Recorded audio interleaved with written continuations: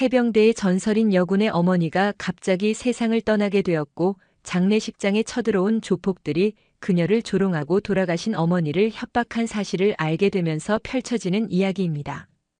영상 시청 이전에 구독과 좋아요 부탁드리겠습니다. 저희에게 큰 힘이 됩니다. 찬바람이 매섭게 몰아치는 포항의 겨울바다. 하예린 하사는 검은색 전투복 위에 검은색 코트를 걸치고 차가운 흙바닥에 무릎 꿇었다. 그녀의 앞에는 하얗게 서리꽃이 핀 어머니 박순옥 여사의 영정 사진이 놓여 있었다.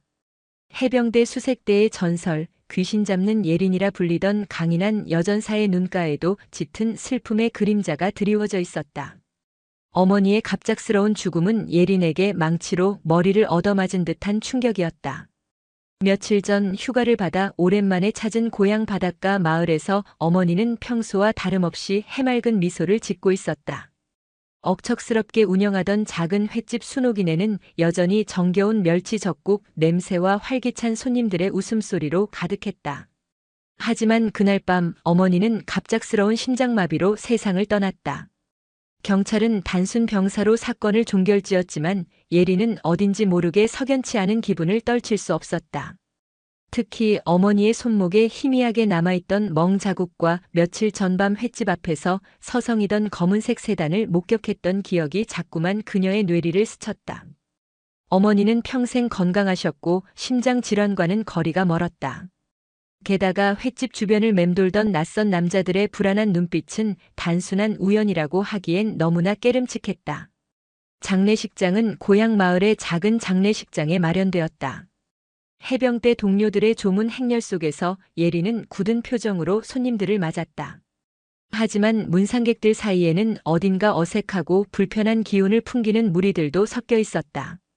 짙은 선글라스에 검은색 양복을 입은 그들은 조용히 헌화하고 묵례했지만 예린에게는 그들의 슬픔이 진심으로 느껴지지 않았다.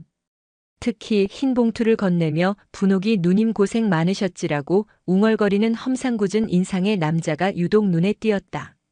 분옥이는 어머니의 어릴 적 이름이었다. 평소 어머니와 교류가 거의 없던 외지 사람들이 어머니의 옛날 이름을 알고 있다는 사실이 이상했다. 저녁 무렵 조문객들의 발길이 뜸해질 때쯤 예린은 장례식장 구석에서 그 검은 양복의 남자들이 나누는 이야기를 우연히 엿듣게 되었다. 그 황 사장한테는 연락했나? 이번 일 분명히 그쪽이랑 관련 있을 텐데. 아직입니다. 내일 찾아뵐 예정입니다. 황 사장?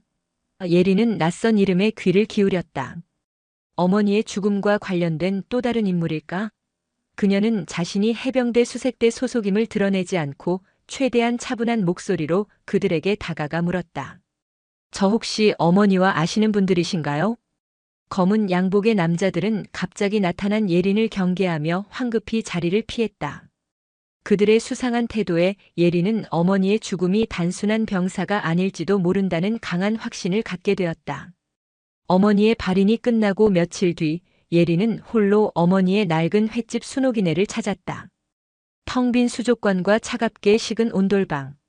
곳곳에는 어머니의 손때 묻은 물건들이 그대로 남아 있었다. 예린은 어머니의 방을 꼼꼼히 살펴보았다. 그리고 화장대 서랍 깊숙한 곳에서 낡은 수첩 하나를 발견했다. 수첩에는 빼곡하게 적힌 가계부와 함께 낯선 이름과 전화번호들이 군데군데 적혀 있었다. 그중 유독 눈에 띄는 이름은 황만철이었다.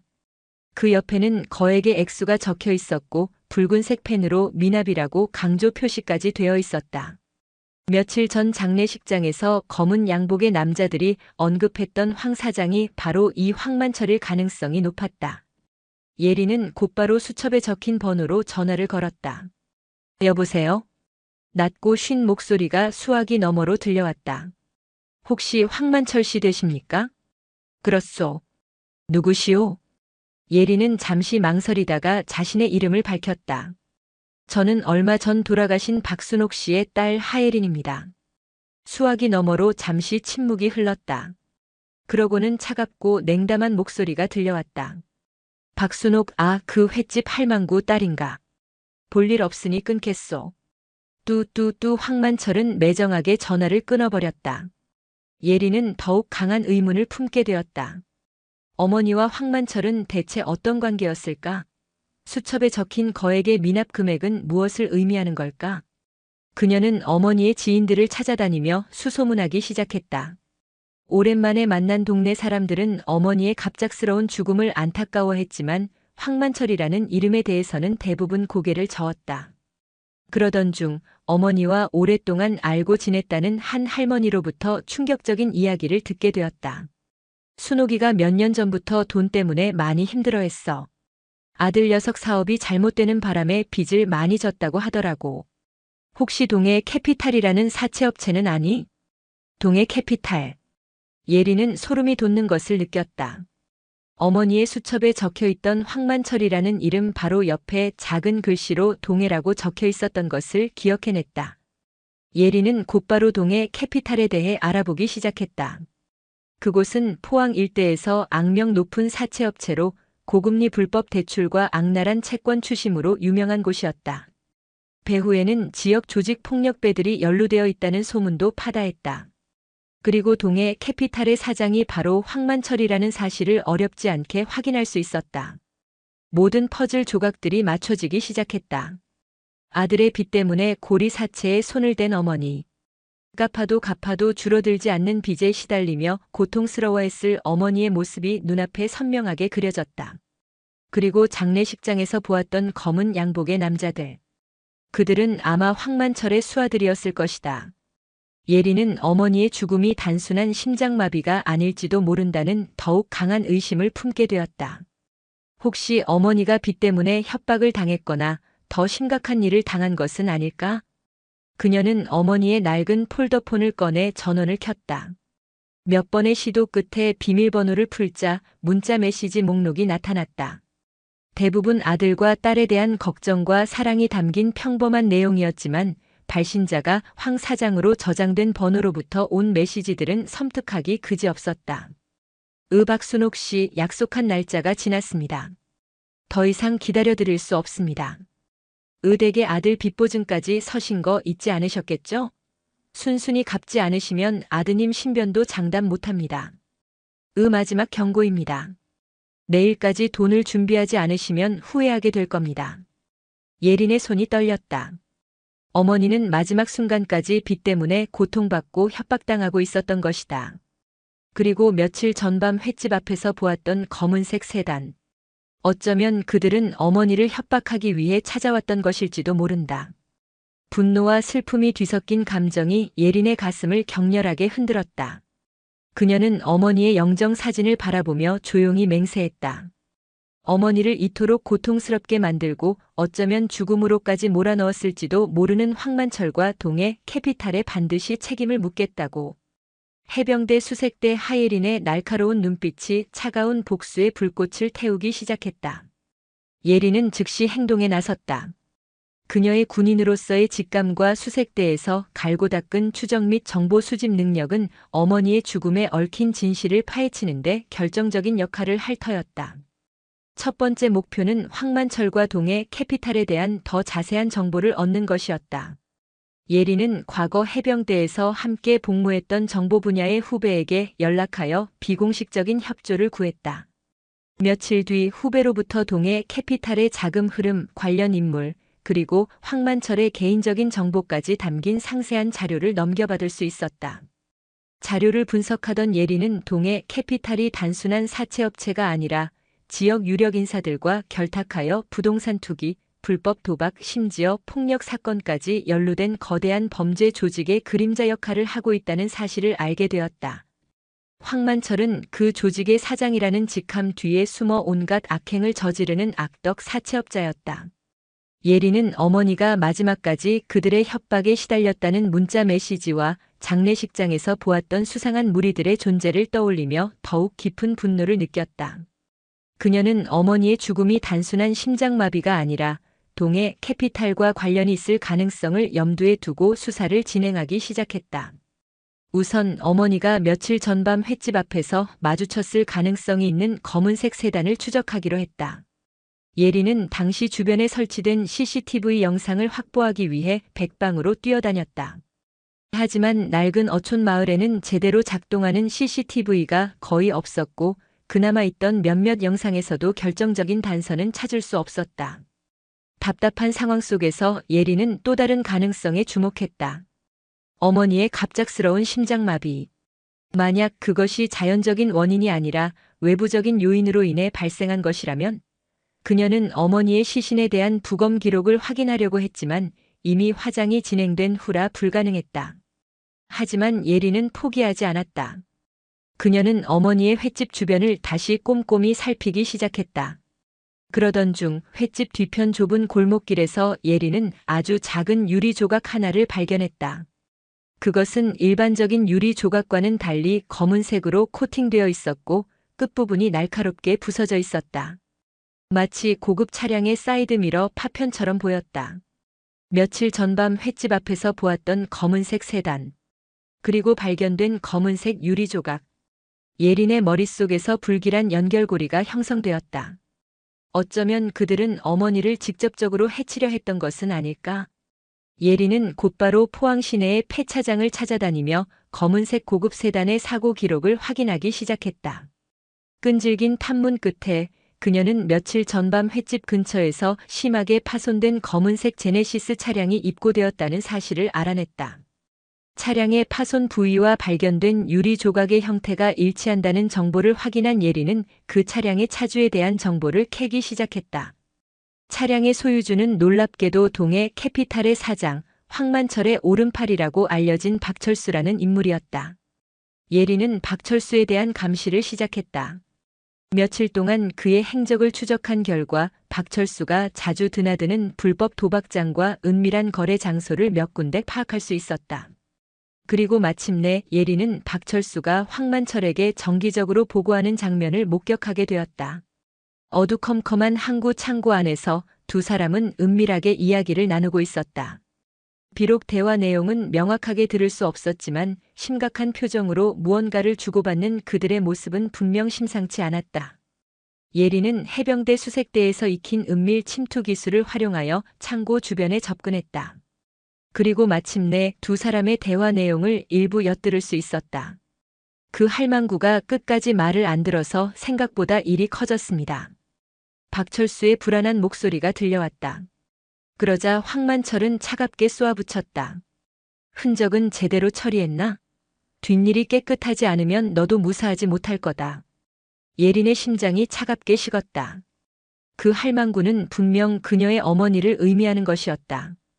그리고 일이 커졌다. 흔적을 처리했다는 말은 어머니의 죽음이 단순한 사고나 병사가 아니라 그들의 음모와 관련되어 있다는 명백한 증거였다.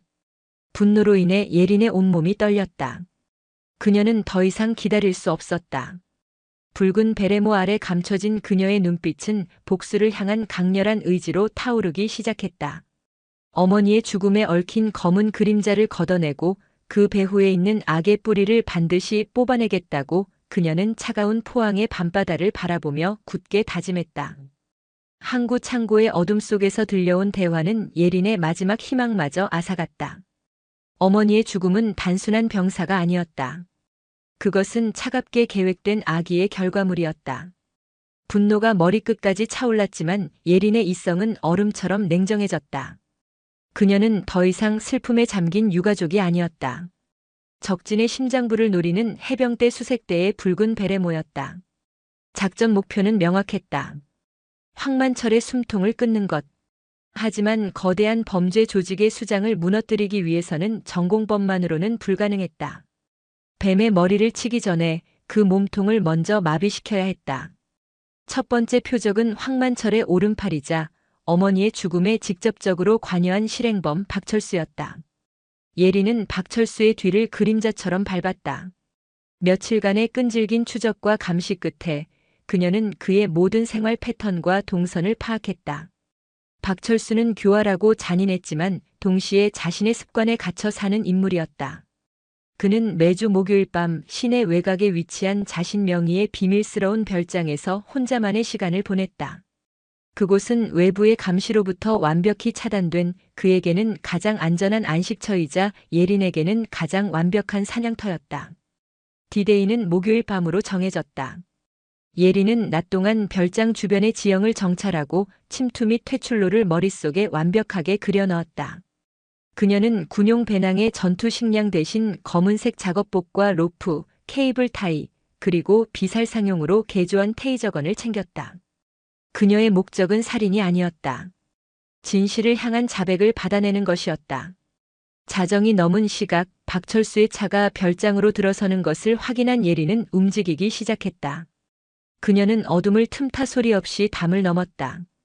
최첨단 보안 시스템이 곳곳에 설치되어 있었지만 수많은 적진 침투 훈련으로 단련된 그녀에게 그것은 큰 장애물이 되지 못했다.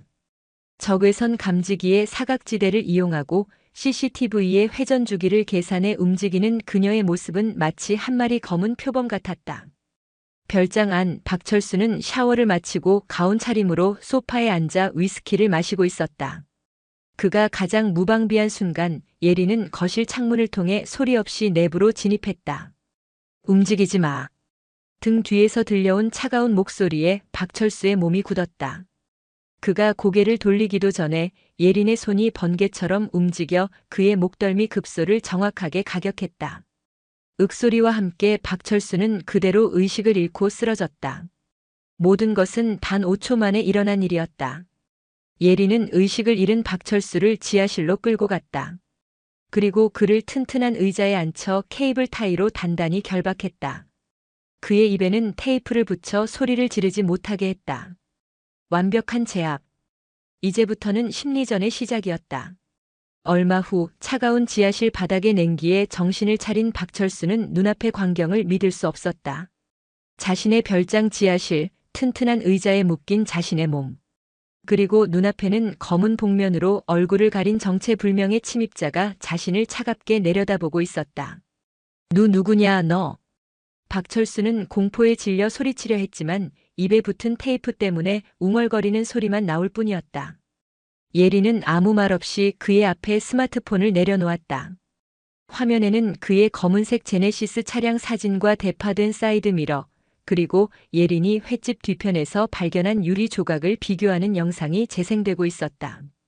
내 차. 그리고 내가 남긴 흔적이다. 부정할 수 있나? 예린의 목소리는 기계음처럼 감정이 없었다. 박철수의 눈동자가 격렬하게 흔들렸다. 예린은 이어 그가 황만철과 항구창고에서 나누었던 대화의 녹음 파일을 재생했다. 잡음이 심했지만 그 할망구 일이 커졌다. 흔적 처리와 같은 핵심 단어들은 명확하게 들려왔다. 이것도 내 목소리가 아니라고 할 건가?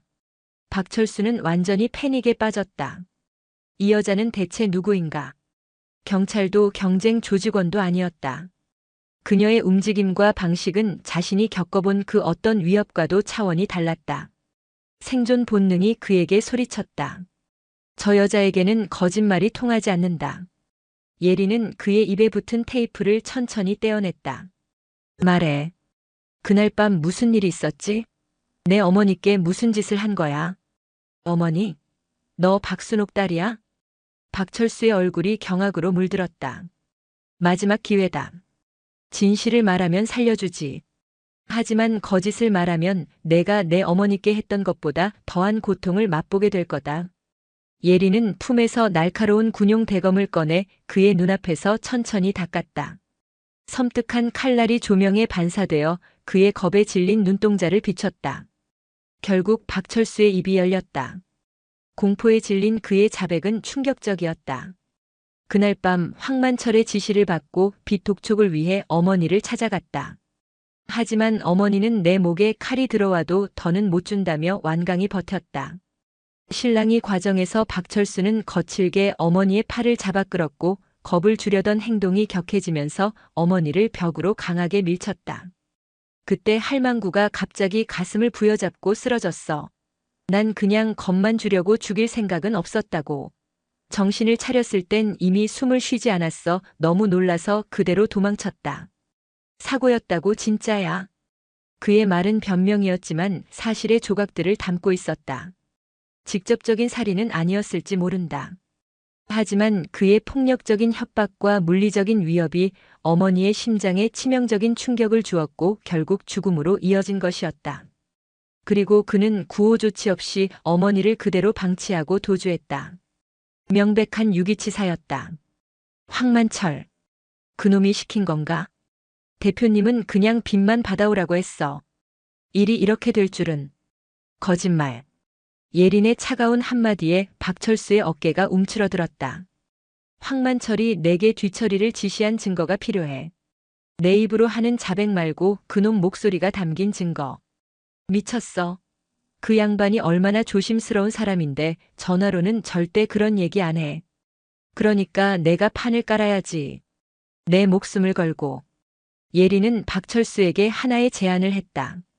황만철에게 전화를 걸어 박순옥 딸이 모든 걸 눈치채고 나를 압박해온다. 일이 더 커지기 전에 정리해야 할 것 같다. 만나서 상의하고 싶다고 보고하라는 것이었다. 전갈의 도구로 더 큰 독사를 잡으려는 계략이었다. 박철수는 선택의 여지가 없었다. 그는 예린이 시키는 대로 떨리는 손으로 황만철에게 전화를 걸었다. 황만철은 의심이 많은 인물이었다. 그는 박철수의 다급한 목소리에 무언가 이상한 낌새를 챘지만 박순옥 딸이라는 말에 결국 미끼를 물고 말았다. 그는 다음 날 밤 자신이 실질적으로 소유하고 있는 폐양식장에서 만나자고 했다. 인적이 드물고 유사시 증거를 인멸하기 가장 좋은 장소였다. 다음 날 밤 예린은 박철수의 몸에 초소형 도청 및 위치 추적 장치를 부착했다. 시키는 대로만 해. 딴 생각을 하는 순간 내 심장은 멈추게 될 거다. 예린의 경고에 박철수는 사색이 된 채 고개를 끄덕였다. 예린은 폐양식장 근처 야산에 몸을 숨기고 모든 상황을 감시했다. 고성능 감청 장비를 통해 그들의 대화가 생생하게 들려왔다. 박철수는 예린이 짜준 각본대로 필사적인 연기를 펼쳤다. 대표님, 그 딸내미가 보통이 아닙니다. 군인 출신이라는데 증거를 거의 다 잡은 것 같습니다. 이대로 가다간 우리 둘 다 끝장입니다. 황만철은 한참 동안 박철수를 의심의 눈초리로 쳐다보았다. 긴 침묵 끝에 그가 입을 열었다. 그의 목소리는 모든 것을 체념한 듯 낮고 차가웠다. 멍청한 놈. 일 처리 하나 제대로 못해서 이 사달을 만들어? 그깟 계집애 하나 처리 못하나? 어떻게 할까요, 대표님? 어떻게 하긴. 내가 시작한 거 내가 끝내. 박순옥이처럼 만들어. 이번엔 심장마비가 아니라 실족사 같은 걸로 위장해. 바다에 빠뜨려 버리라고. 그게 내가 살 유일한 길이야. 이건 명령이다. 알아들었나? 완벽한 증거였다. 살인교사. 어머니의 죽음이 자신과 연관되어 있음을 시인하고 또 다른 살인을 지시하는 명백한 증거. 예린은 녹음 종료 버튼을 누르고 즉시 파일을 백업했다. 이제 모든 준비는 끝났다. 하지만 그녀는 경찰에 가지 않았다. 황만철과 유착된 세력이 있을지 몰랐다. 그녀가 믿을 수 있는 것은 오직 하나, 바로 해병대의 정이었다. 그녀는 자신의 직속 상관이자 아버지처럼 따르던 해병대 수사단장에게 연락했다. 그녀는 그동안 수집한 모든 증거와 정황을 보고하며 비공식적인 협조를 요청했다. 군이 민간인 사건에 직접 개입할 수는 없었지만 국가 안보를 위협하는 범죄 조직 소탕이라는 명분과 해병대의 명예를 건 예린의 호소는 단장의 마음을 움직였다. 며칠 뒤 황만철과 동해 캐피탈에 대한 대대적인 세무조사와 검찰의 압수수색이 시작되었다. 예린이 넘긴 결정적인 증거들이 불씨가 되어 언론과 사정기관이 동시에 움직이기 시작한 것이다. 황만철의 범죄 제국은 순식간에 무너지기 시작했다.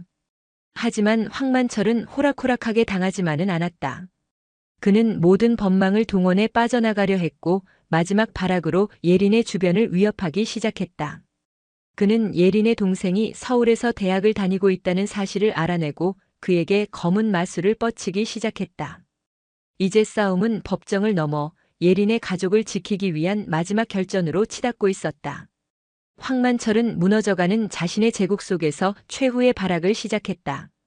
법망이 목을 조여오자 그는 이 모든 일의 원흉인 하예린에게 가장 고통스러운 타격을 줄 방법을 찾아냈다. 바로 서울에서 대학을 다니고 있는 그녀의 유일한 혈육, 남동생 하선우였다.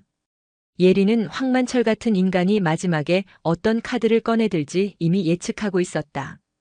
그녀는 수사단장에게 동생의 신변 보호를 요청하는 한편 자신은 휴가를 내고 조용히 서울로 향했다. 그녀는 동생의 원룸 근처에 숙소를 잡고 동생이 눈치채지 못하도록 그림자처럼 그의 일거수일투족을 감시하며 곁을 지켰다. 그녀는 더 이상 포항의 복수자가 아니었다. 동생을 지키려는 한 마리 맹수였다. 며칠 뒤 예린의 예감은 현실이 되었다. 밤늦게 아르바이트를 마치고 집으로 돌아가던 선우의 뒤를 건장한 남자 2명이 밟기 시작했다. 인적이 드문 골목길로 접어드는 순간 그들이 선우를 덮치려 했다. 하지만 그들보다 한 발 빨랐던 것은 어둠 속에서 나타난 또 다른 그림자였다. 바로 하예린이었다. 누나. 선우가 놀라 소리치기도 전에 예린은 첫 번째 남자의 팔을 꺾어 무력화시키고 그 몸을 방패 삼아 두 번째 남자의 복부를 강타했다.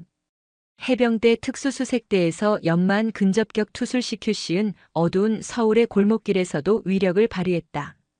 육중한 남자 2명은 비명조차 제대로 지르지 못하고 바닥에 나뒹굴었다. 모든 것은 10초 안에 끝났다.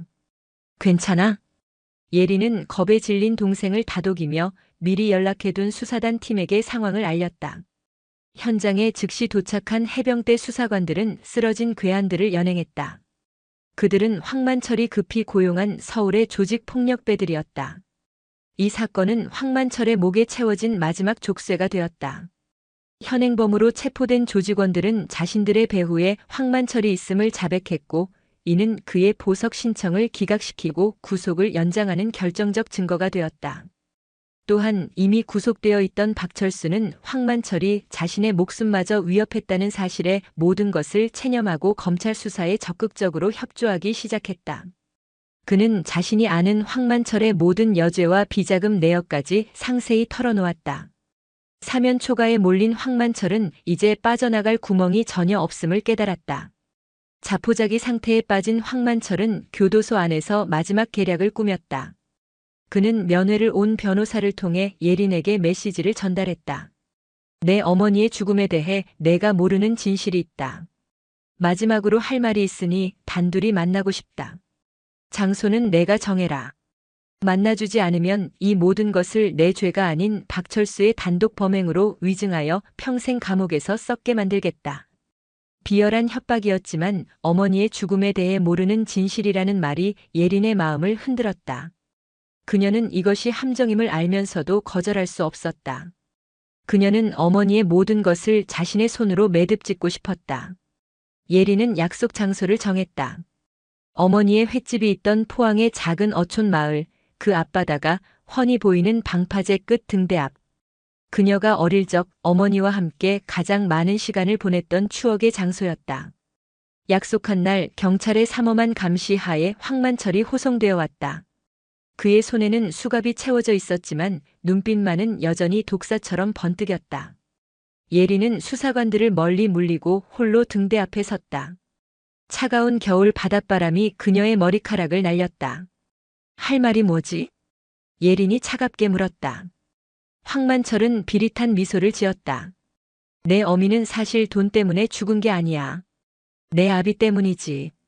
그는 예린의 아버지가 과거 자신의 사업 파트너였으며 거액의 투자금을 갖고 잠적했다는 거짓말을 늘어놓기 시작했다. 어머니가 그 빚을 대신 갚아왔다는 것이었다. 내 어미는 끝까지 내 아비를 감쌌지. 한심한 여자야. 그것은 예린의 마음을 흔들기 위한 저열한 심리전이었다. 하지만 예린의 표정은 변하지 않았다. 거짓말. 우리 아버지는 내가 어릴 때 돌아가셨어. 너 같은 인간과 엮일 분도 아니셨지. 하. 그렇게 믿고 싶겠지. 진실은 언제나 불편한 법이야. 황만철이 계속해서 예린을 도발하던 그 순간 그의 등 뒤 바다에서 작은 어선 한 척이 조용히 접근하고 있었다. 황만철이 미리 매수해둔 탈출책이었다. 그는 예린과 대화하는 척하며 시간을 벌고 감시가 소홀해진 틈을 타 바다로 도주할 계획이었던 것이다. 이제 그만하시지. 예린의 말에 황만철은 당황했다. 내가 꾸미는 짓 다 알고 있어. 넌 여기서 한 발짝도 못 나가. 모든 것을 간파당했다는 사실에 이성을 잃은 황만철은 갑자기 포효하며 예린에게 달려들었다. 수갑을 찬 손으로 그녀의 목을 조르려 했다. 하지만 그의 움직임은 예린에게는 느린 화면처럼 보일 뿐이었다. 예린은 그의 공격을 가볍게 피하며 수갑이 채워진 그의 팔을 꺾어 제압했다. 그리고 그의 귓가에 마지막 말을 전했다. 내 어머니의 마지막은 고통스러웠을지 몰라도 당신의 마지막은 비참할 거다. 법의 심판대 위에서. 그 순간 멀리서 대기하던 해병대 수사관들과 경찰들이 덮쳤다. 황만철의 마지막 반항은 그렇게 허무하게 끝이 났다. 황만철의 탈주 시도는 그의 모든 범죄 혐의에 괘씸죄까지 더하는 결과를 낳았다. 재판은 일사천리로 진행되었다. 예린이 수집한 증거와 박철수의 자백, 그리고 마지막 탈주 시도까지 더해져 황만철과 동해 캐피탈의 조직원들은 모두 중형을 선고받았다. 황만철은 무기징역을 선고받고 사회로부터 영원히 격리되었다. 정의는 실현되었지만 그 과정에서 예린 또한 군법을 어긴 책임을 져야 했다. 그녀의 단독 행동은 명백한 규정 위반이었다. 징계위원회가 소집되었고 그녀의 거취가 논의되었다. 하지만 징계위원회에 출석한 해병대 수사단장은 그녀를 변호했다. 하예린 하사는 군인이기 이전에 한 사람의 자식이었습니다. 그녀는 법이 닿지 않는 곳에 악을 자신의 명예를 걸고 심판했습니다. 그녀의 방식은 규정을 어겼을지 모르나 그녀가 지키려 했던 정의는 우리 해병대가 추구하는 가치와 다르지 않습니다. 수사단장의 변호와 사건의 특수성을 고려하여 징계위원회는 예린에게 불명예 전역이 아닌 해병대 수색대 훈련 교관으로 보직을 변경하는 파격적인 결정을 내렸다. 그녀의 실전 경험과 정의감을 후배들에게 가르치는 것이 군에 더 큰 이익이 된다는 판단이었다. 복수는 끝났지만 예린의 군 생활은 끝나지 않았다. 그녀는 새로운 임무를 부여받았다. 몇 년의 시간이 흘렀다. 포항의 해병대 수색대 훈련장. 악! 하는 기합소리와 함께 젊은 해병들이 갯벌 위를 구르고 있었다. 그들 앞에는 붉은 베레모를 쓴 하예린 교관이 서 있었다. 그녀의 눈빛은 여전히 날카로웠지만 이전의 차가운 분노 대신 후배들을 향한 단단한 신뢰와 애정이 담겨 있었다. 그녀는 해병대 최고의 교관으로 명성을 떨치고 있었다. 훈련이 없는 주말, 예린은 어머니의 횟집이 있던 작은 어촌 마을을 찾았다. 횟집은 이제 동생 선우가 주말마다 내려와 운영하는 작은 해물라면 가게로 변해 있었다. 어머니의 손맛을 그대로 빼닮은 라면은 동네 명물이 되었다. 예린은 가게 일을 돕는 대신 방파제 끝 등대로 향했다. 그곳에는 그녀가 사비로 만든 작은 추모비가 세워져 있었다. 바다를 사랑했던 여인 박순옥. 이곳에 잠들다. 예린은 추모비 앞에 소주 한 잔을 따르고 말없이 바다를 바라보았다. 파도는 여전히 거칠게 밀려왔지만 이제 그녀의 마음은 잔잔했다. 분노와 슬픔의 파도가 지나간 자리에는 어머니에 대한 그리움과 사랑만이 남아 잔잔한 물결을 이루고 있었다. 그녀는 더 이상 복수를 꿈꾸지 않았다. 대신 그녀는 매일매일 자신의 자리에서 최선을 다해 살아가는 것으로 어머니를 추억했다. 대한민국 바다를 지키는 가장 강한 해병들을 키워내는 것. 그것이 그녀가 찾은 새로운 형태의 정의이자 어머니의 자랑스러운 딸로서 살아가는 방식이었다. 붉은 노을이 포항 앞바다를 물들이고 있었다. 예린은 바다를 향해 나지막이 속삭였다. 보고 계시죠, 엄마? 저 잘하고 있어요. 차가운 바닷바람이 마치 어머니의 따뜻한 손길처럼 그녀의 뺨을 부드럽게 스치고 지나갔다. 오늘도 시청해주셔서 감사합니다. 영상이 즐거우셨다면 구독과 좋아요 부탁드리겠습니다.